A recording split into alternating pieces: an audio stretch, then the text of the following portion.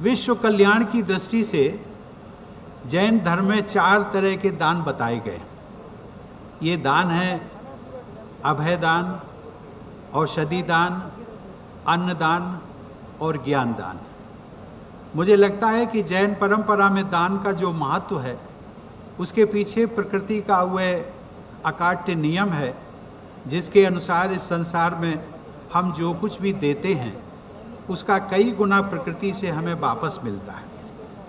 हमारे सत्कर्मों का प्रतिफल भी हमें कई गुना बढ़कर के मिलता है।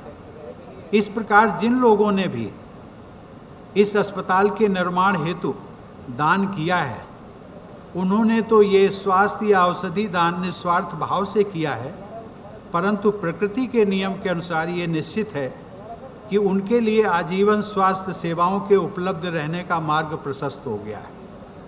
वे कभी भी वे हों अथवा उनके परिवारजन हों, वे कभी भी अपने जीवन में औषधि या उपचार की कमी का अनुभव नहीं करेंगे। इस संदर्भ में अन्नदान की भी बात आती है। अन्नदान या गोचरी के पुण्य से जुड़ा मैं अपना एक निजी अनुभव आपके साथ साझा करना चाहूँगा।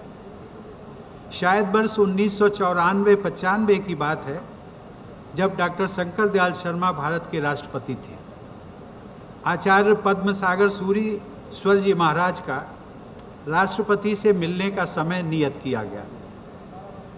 उन दिनों मेरा निवास स्थान साउथ एवेन्यू 3 मूर्ति के पास हुआ करता था।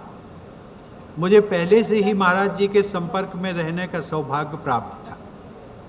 संयोग से उनका कार्यक्रम कुछ इस प्रकार बना कि दादावारी महरौली से लगभग 3 घंटे की पदयात्रा के बाद उन्होंने मेरे निवास स्थान पर गोचरी ग्रहण करने की कृपा की और उसके बाद वो राष्ट्रपति भवन गए।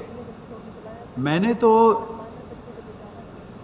साधारणतया महाराज जी तथा उनके अन्य साधु गणों को गोचरी केवल श्रद्धा भाव से ही समर्पित की थी, परंतु संतों की कृपा और प्रकृति के नियम के प्रभाव से मैंने जो अनुभव किया कि आज तक मेरे परिवारजनों को कभी भी खाद्यान्न की कमी का एहसास नहीं होना पड़ा।